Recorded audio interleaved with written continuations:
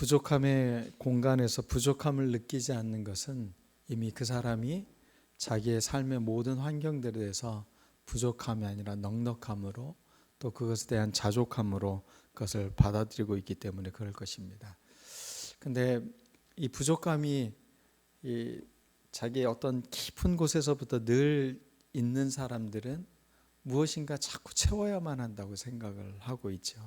그래서 그 자기 안에 채워지지 않는 갈증, 배고픔 이런 것들을 외부에서 자꾸 요구하다 보니까 관계가 메말라지고 사람과의 관계에서 힘들어지는 것들을 경험하게 되는 것입니다. 사람은 다 부족한 부분들이 있죠. 완벽한 사람이 없습니다. 다 부족하고 연약한 부분들이 있습니다. 근데 옆에 있는 사람의 어떤 특출난 부분을 또 비교하고 이러면 서로가 괴롭게 되고 불편하게 되는 겁니다. 있는 그대로의 모습, 그 모습으로 충분합니다. 그리고 서로 그러한 부족한 것들을 채워나가고 함께하는 것, 그게 멋진 공동체라고 생각을 합니다. 우리가 여호와는 나의 목자시니 내가 부족함이 없으리로다. 우리의 삶에 부족함이 없다고 이 고백을 던지고 살아가는 삶, 그러면 여러분의 삶은 내공이 가득한 삶이 되는 것입니다. 한 주간은 여러분 어떠셨습니까? 이 부족함과 결핍을 느끼지 않고 이 내공을 잘 쌓아오셨습니까? 심리학에서 이 애착 이론이라는 게 있습니다. 그 애착 이론 중에 초기 아이가 3세 이전에 엄마와 어떤 관계를 맺었는지에 따라서 그 사람의 정서 상태가 굉장히 안정적이기도 하고 또 어떤 사람은 굉장히 불안정하기도 하다는 것입니다. 그것은 어린 시절에 아이가 보호자와의 관계에서 신뢰와 안정성을 두지 않았기 때문에 늘 거기에 배고픔을 느끼고 있는 것이죠.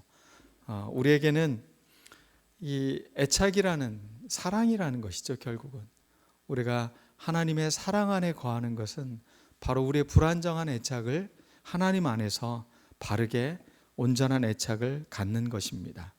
그러므로 신앙생활을 하는 데 있어서 우리에게 정말로 중요한 것은 누군가 채워지지 않는 어떤 대상을 향해서 의존하지 않는 겁니다. 영웅적인 어떤 사람이 그 문제를 해결해 줄 거라고 착각하지 않는 것입니다. 어떤 뛰어난 목회자가 있기 때문에 그 사람을 의지하면 내가 천국을 갈 수 있지 않을까. 아내가 믿음이 너무 좋으니까 아내 치맛자락을 잡으면 내가 구원받지 않을까. 그건 큰 착각이라는 것입니다. 결국은 우리들 스스로가 얼마나 하나님과의 사랑의 관계 속에 내가 회복되느냐, 이 문제에 달려있다는 것을 말해주고 있는 것입니다. 불안정 애착을 갖고 있는 사람의 특징이 있습니다. 아무리 좋은 사람을 만나도 불안하고 의심이 듭니다. 그러니까 신뢰할 수 없는 거죠. 어릴 때부터 이 문제가 어렵기 때문에, 신뢰 문제가 어렵기 때문에 사람을 보면 늘 그 사람이 부정적이고, 혹시 저 사람이 나를 속이면 어떡하지? 혹시 저 사람이 나를 버리면 어떡하지? 늘 이 의심 가운데서 삶을 살아가는 것이죠. 그러면 그 마음의 그 뿌리가 어떻겠습니까? 늘 불안하고 결핍되어져 있고, 그래서 정말 괴로운 건 자기 자신인 겁니다. 신뢰가 부족하면 여러분 삶을 살아가는데 굉장히 많은 에너지를 그 문제에 다 쏟아붓게 됩니다. 자기의 성장을 위해서 쓰질 못하고 자기 안에 있는 이 불안의 문제를 극복하기 위해서 고민과 걱정에 휩싸이는 시간이 많아지기 때문에 그렇습니다. 주님을 나의 목자로 고백하는 여러분, 평안하셨습니까?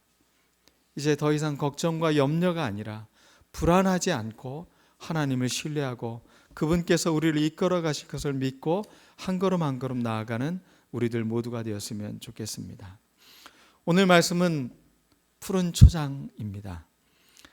푸른 초장과 대조되는 것은 음침한 골짜기일 것입니다. 메마른 땅일 것입니다. 푸른 풀밭에 누워 하늘을 바라보면 여러분 어떻습니까? 내가 지금 누워있는 곳이 안락하고 또 하늘을 바라볼 수 있게 해주고, 오늘 이 그림이 여러분의 가슴에 또 시야에 잘 남아 있어서 여러분들의 삶이 그렇게 아름다운 초장으로 만들어가는 우리들이 되었으면 좋겠습니다.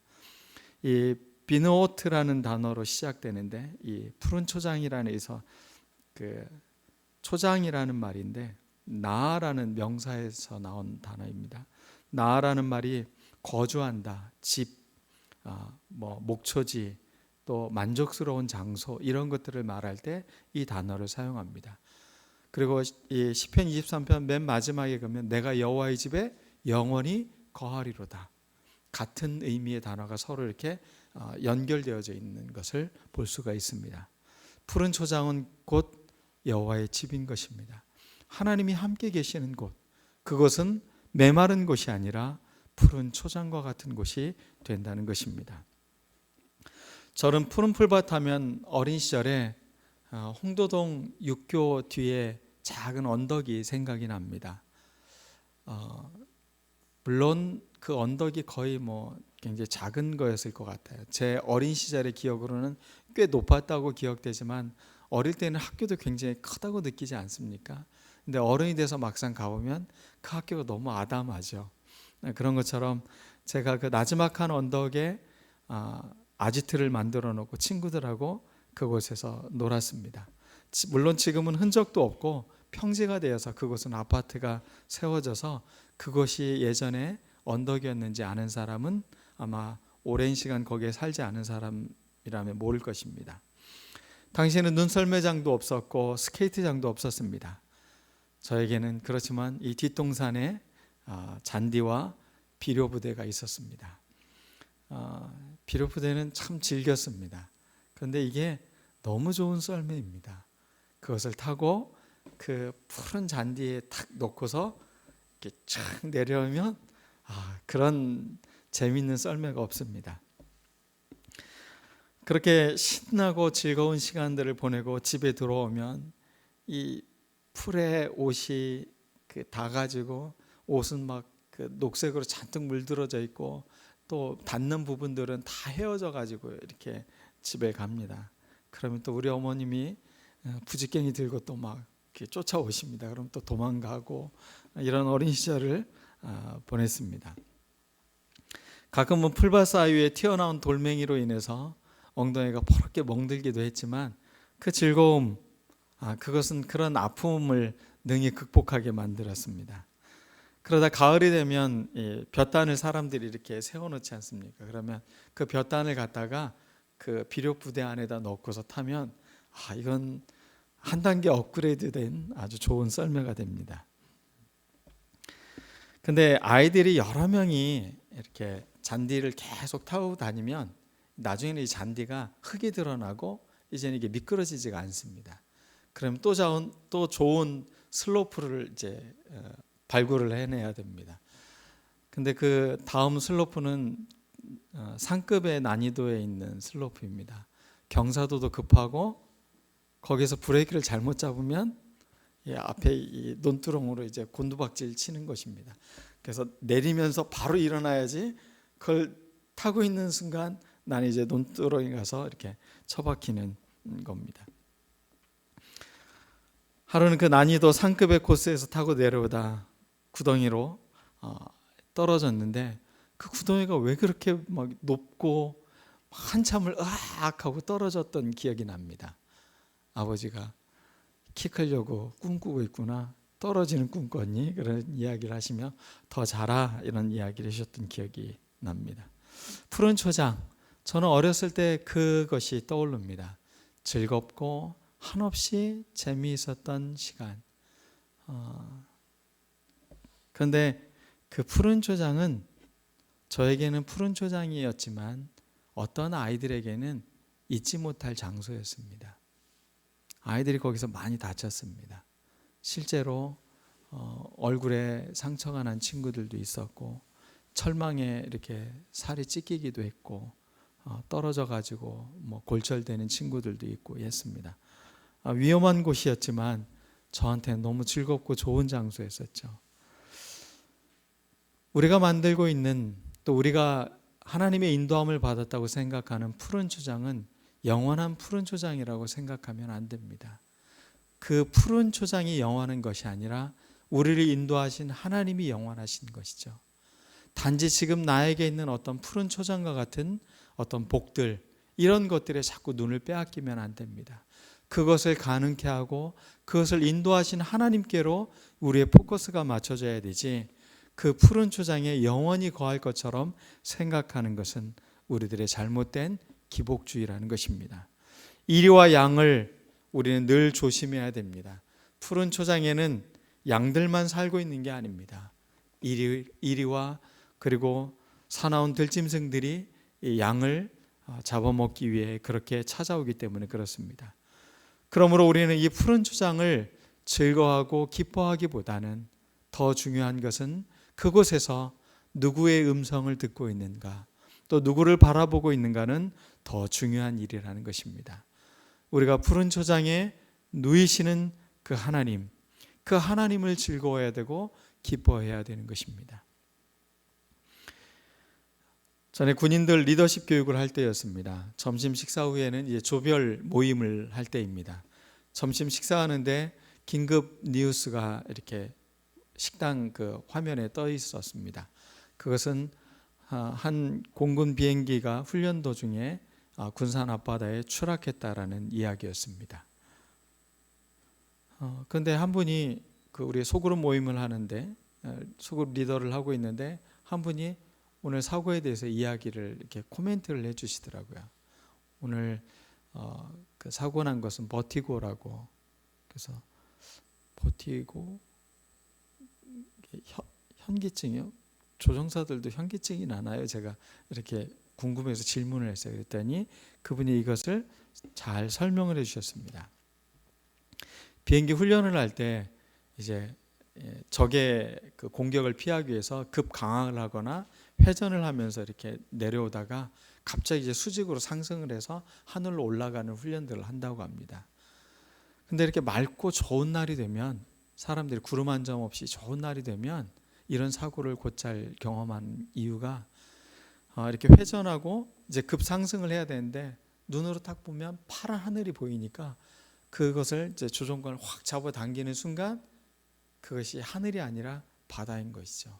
그래서 바다로 곤두박질 쳐서 사고가 당하는 것, 이것을 버티고라고 알려주더라고요.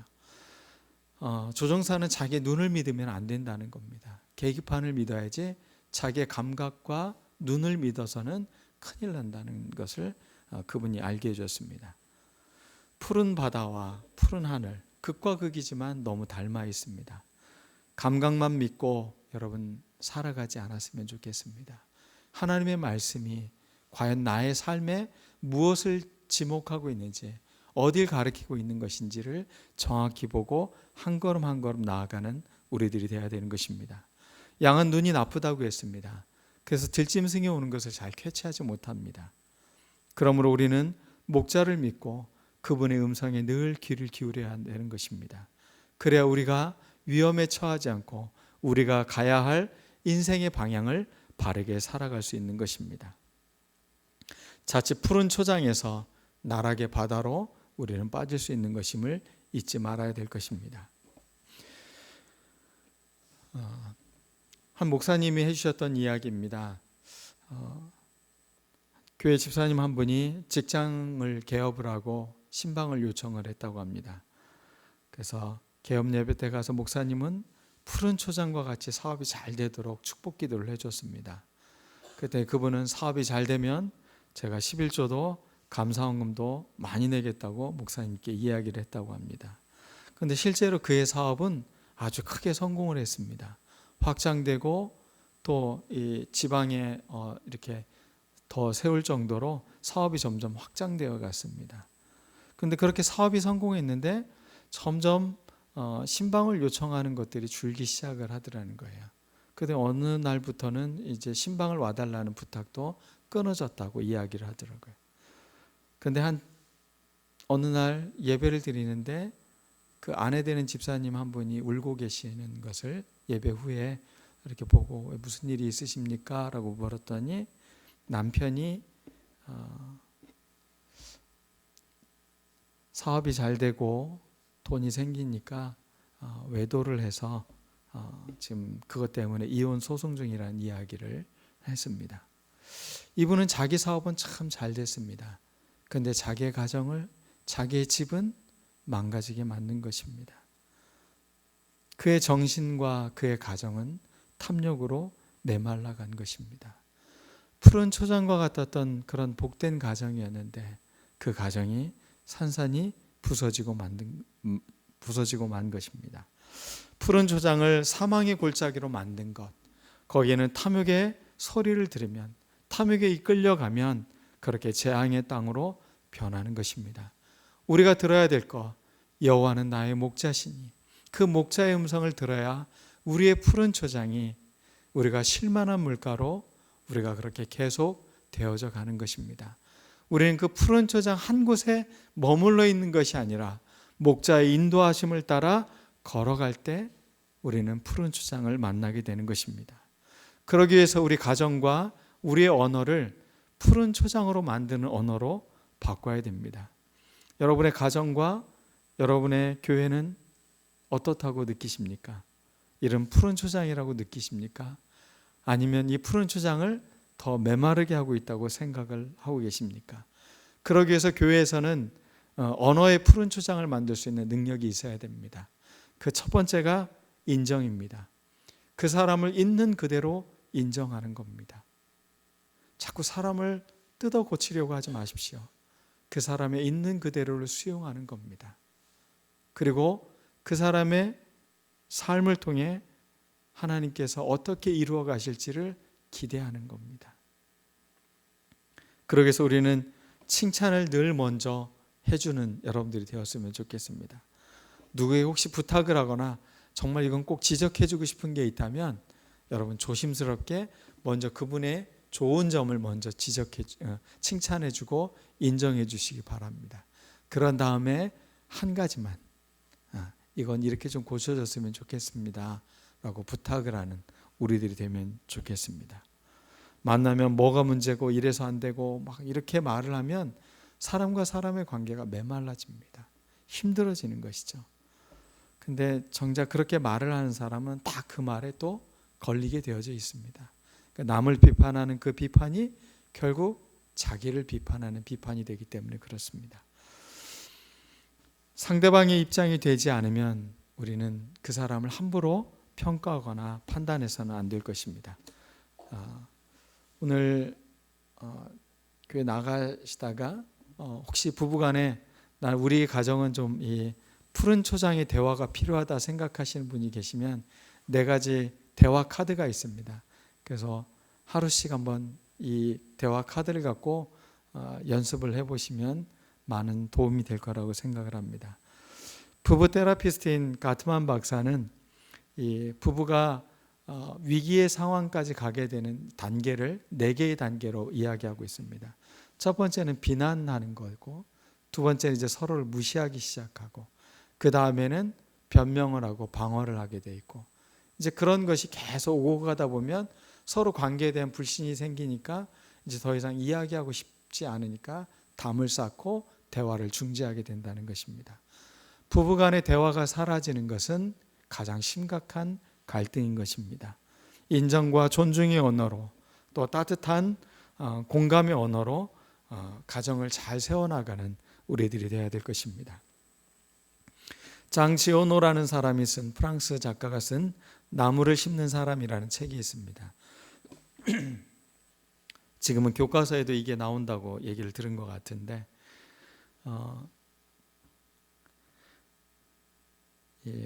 오지를 떠돌던 한 여행자가 여행을 하다가 이제 물이 필요해서 물을 찾다가 한 외딴 산가에서 한 사람을 만납니다.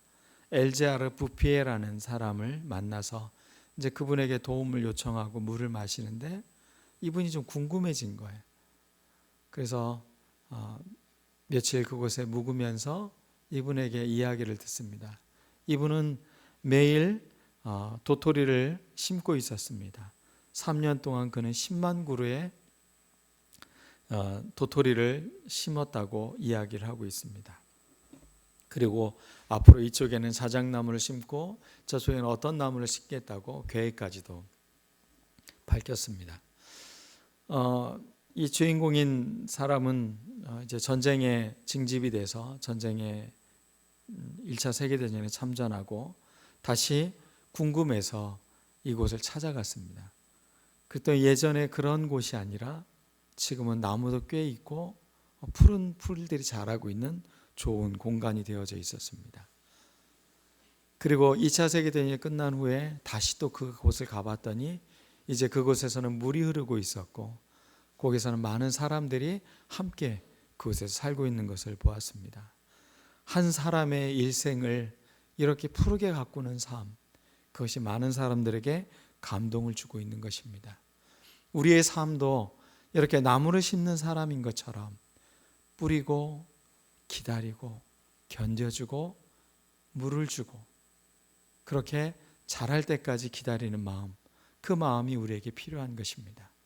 그러면 우리 교회도 아무리 메말라 있어도 푸른 초장처럼 또 하나님의 말씀에 귀를 기울이고 있으면 언제나 우리가 푸른 초장에 거할 수 있는 곳입니다. 그럼 푸른 초장이 메말라질 때가 있는데 언제가 그러냐? 첫 번째는 감정의 자정작용의 시간을 갖지 못할 때 메말라집니다. 한마디로 애도의 시간을 갖지 못하는 거죠. 사람에게는 슬픔이 필요합니다. 눈물이 필요합니다. 그러고 나면 그 모든 감정들이 다 지나고 나면 자기 안에 솟아오는 기쁨도 또 평안함도 경험하게 되는 겁니다. 근데 예전에 슬퍼하지 말라는 이야기를 참 많이 들었던 것 같아요. 사내가 울면 돼? 뚝! 이러면서 이야기를 들었던 것. 그런 것들은 그 마음을 잘 헤아려 주지 못하는 겁니다. 그렇게 되면 사람의 마음이 거칠고 메말라지게 되는 것입니다. 감정에는 자정작용의 능력이 있습니다. 그러기 위해서는 반드시 기다려줘야 됩니다. 괜찮은 척이 아니라 그 아픔을 조금은 잘 이렇게 다독여주고 함께 할 수 있는 시간이 필요한 것입니다.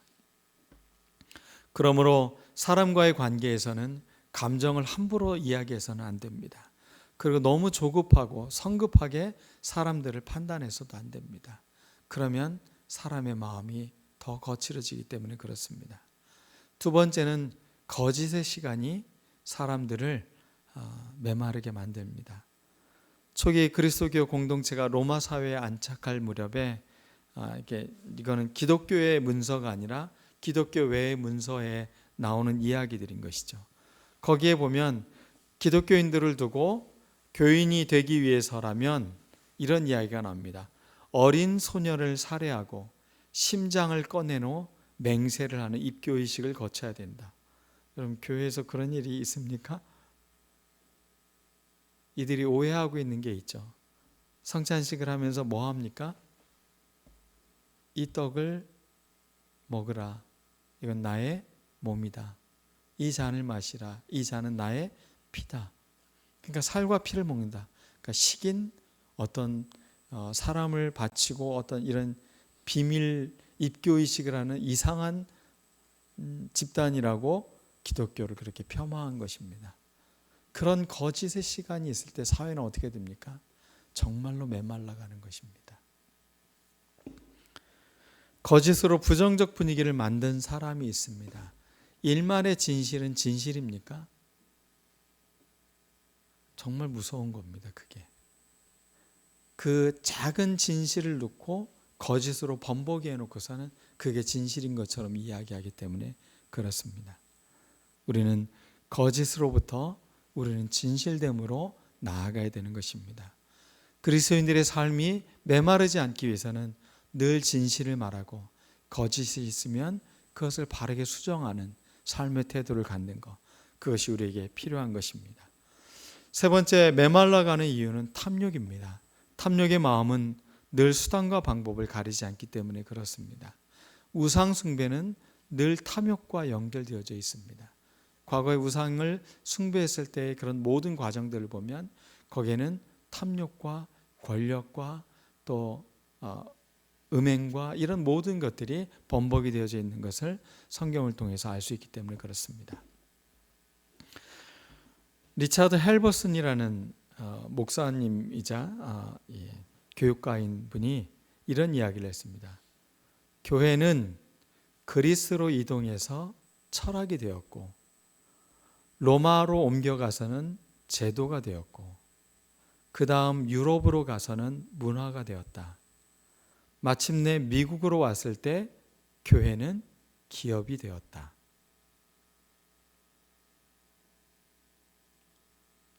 영화 쿼바디스라는 그 김재환 감독이 부자 세습에 대해서 이렇게 비판한 영화인데, 그가 이 글에 자기가 하나를 더 덧붙였어요.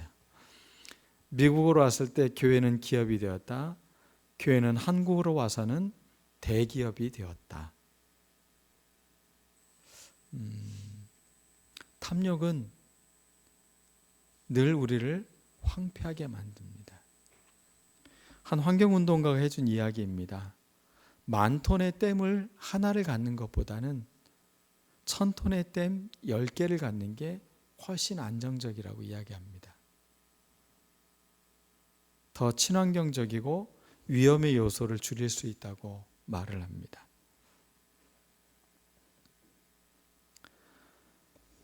자꾸 우리 속에 탐욕이 있을 때마다 자꾸 이 마음을 비워내는 것. 푸른 풀밭이 영원할 수 없다는 것. 우리에게 필요한 것은 그 푸른 풀밭을 주시는 하나님의 음성을 귀를 기울이는 태도. 우리는 이것을 놓치면 안 되는 것입니다. 네 번째, 존중감이 결여되어 있는 태도를 갖고 있으면 푸른 초장도 금방 메말라 갑니다. 사람에 대해서 존중하고 어떤 것에 대해서 인정해주고 그것을 잘 소중히 여길 때 그것은 계속 계승되어 갈 수 있는 것입니다. 목자들이 푸른 풀밭에 양들을 풀어놓고 목초지에서 이 양을 먹입니다. 근데 이스라엘 땅은 워낙 메마른 땅이기에 이렇게 풀이 조금씩 자라면 그렇게 양들이 와서 그걸 먹고 나면 그 다음에는 빨리 다른 데로 이동을 해야 된다고 이야기를 해줍니다. 그 이유가 뭐냐면 그냥 놔두면 양들이 이제는 뿌리까지 다 뜯어 먹는다고 합니다. 그러면 그곳은 이제는 푸른 초장을 볼 수 없는 메마른 땅이 된다는 것입니다. 푸른 초장이 되기 위해서는 함부로 다루면 안 됩니다. 예전에 어려웠던 시절에 우리 부모님들 세대는 씨 감자는 절대 먹지 않았습니다. 이것은 아무리 배가 고파도 이듬해에 뿌려서 다음 먹을 것을 준비해야 되는 것이니까 씨 감자, 씨 옥수수 이것들은 절대 먹지 않았습니다. 아무리 배가 고파도 풀잎을 먹고 나무 그 껍데기를 이렇게 죽처럼 끓여서 먹었어도 그것을 먹지는 않았습니다. 그것이 바로 존중하는 태도이고 배려하는 태도인 것입니다. 사람에게는 뿌리 같은 부분들이 다 있습니다. 감춰져 있지만 너무 소중하고 그 사람의 근본적인 것들이 있습니다. 그런데 그것을 자꾸 뜯으면 안 됩니다. 그것을 인정해주고 그것들을 소중히 지켜줄 수 있는 그런 성숙함이 필요한 것입니다. 마지막 5번째, 고착되면 황폐해집니다. 물도 고이면 썩는 것처럼 푸른 초장 안에 한 곳에서 고착되어져 있으면 그것은 곧 황폐해진다는 것입니다. 이 강박장애라는 게 있죠. 예를 들면 손을 씻는데 본인의 어떤 루틴이 있어요. 그래서 문을 열 때는 이렇게 열고 들어가서 손을 씻고 나가 수건으로 다 하고, 문을 열 때는 이렇게 하고 해야 되는데 자칫 손을 대면 다시 처음부터 다시 이 과정을 반복하는 이런 게 강박입니다. 자신이 정해놓은 루틴에 벗어나는 것을 견딜 수 없는 것, 그게 강박인데, 강박이라는 단어가 obsession입니다. 고착되어져 있다라는 말입니다. 딱 붙어 있다는 거예요. 그 자기가 생각하는 무엇인가에 딱 고착되어져 있는 것. 근데 가끔 저도 강박이 있는 것 같아요. 뭔가 이렇게 막 그 생각에 딱 염려에 빠지면 거기에 계속 매여 있어요. 근데 이걸 어떻게 해줘야 돼요? 자꾸 흘려보내야 돼요. 흘려보내고 그럼 어느덧 내 마음이 하나님에게 향해 있어요. 그러니까 기도할 때 막 분심이 많죠. 막 잡생각도 많이 나고 딴 생각도 많이 나고 이런데 그런 것들을 흘려보내고 나면 내 안에 고요함을 만나는 그 순간, 이런 것들을 우리 안에 경험해야 되는 겁니다. 여러분, 고착의 반대, 이 강박의 반대가 프로세스입니다. 과정인 거죠. 우리는 흘러가야 돼요. 이 모든 것들이 흘러가는 과정이라는 거죠.